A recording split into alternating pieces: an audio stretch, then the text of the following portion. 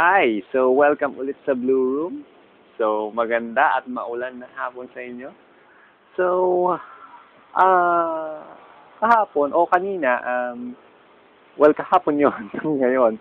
So, nilagay ko sa akin vlog yung about top 10 best anime in the Philippines. So, syempre, ang number one ko ron is yung Voltes 5. So, okay, ngayon, wala lang, gusto ko lang gawin to. So, what if kaya na i-re-redub natin yung Voltes 5 ngayon? Sino yung gusto nyo maging dubber ng Voltes 5? Gumawa ako ng listahan ng mga pwede natin pagpilian. So, ito ang tatawag na Voltes 5 State of Emergency. Ganda ng title. Okay. So, okay, sino-sino bang mga ating mga dubbers na pwede natin kunin? Number 1, Steve Armstrong. Sino ang pwede mag-dub kay Steve Armstrong? Walang iba kundi si Mar Rojas. Bagay, di ba? Bagay. Okay. At yun naman ang kay Big Bird. Gusto ko sana mag-dub sa kanya si Franklin Drilon kasi pareho silang mataba pero hindi pwede. So, pagtsagan na natin si Congressman Teddy Casino. Ayos, di ba? Bayan muna. Okay.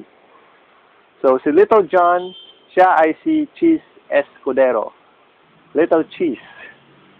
Okay ba? Ayos ba? Okay. So, Mark Gordon ay walang iba kundi si Manny Villar. Di ba? Bagay. At si Jamie Robinson, syempre, ang ating kapita-pitagang senadora na si Loren Legarda. Okay? Okay. O nga pala si Steve Armstrong, pwede rin siyang i-dub ni Senator Alan Peter Cayetano. Di ba? Oo. At si Dr. Armstrong naman, ang pwede mag-dub sa kanya ay si Senator Antonio Trillanes. Bakit? Pareho kasi sila nakakulong. Okay. So, yun.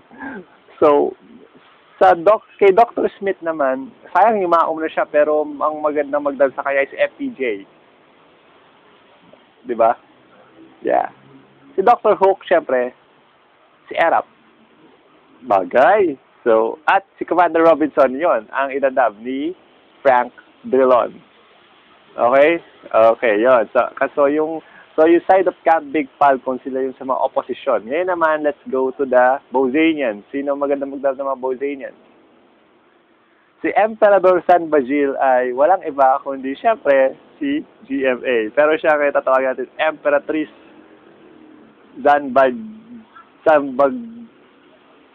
Gloria. Ba't ko ba naisip sa mga bagay na to? Okay. So, siyempre ang ating Prince Stardust ay walang iba kundi si Mikey Arroyo. O, diba? So, si Draco ay si Mike Arroyo or si Prospero Nograles sa kanyang tuta. Okay.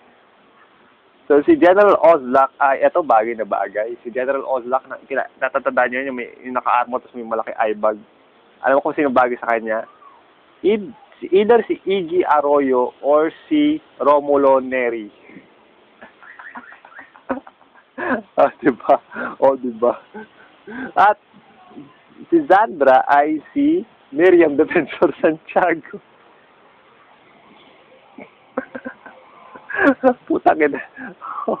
Si Miriam ay si Sandra. At ito favorite ko. Ang magdadab natin kay Zul ay walang iba kundi halos kapangalan at kamukha niya si Secretary Raul Gonzales. So, Secretary si Raul Gonzales. Okay? Or pwede rin na magdab sa kanya si John De Venecia kasi, di ba nag-traitor si Zul? Hindi nag-traitor din si De Venecia, di ba? So, yun.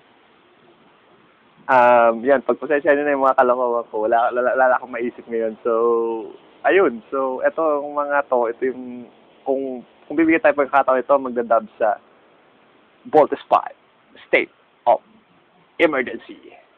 Yan. So, paano? Magkita-kita lang ulit tayo sa sunod. This is Chin. Peace.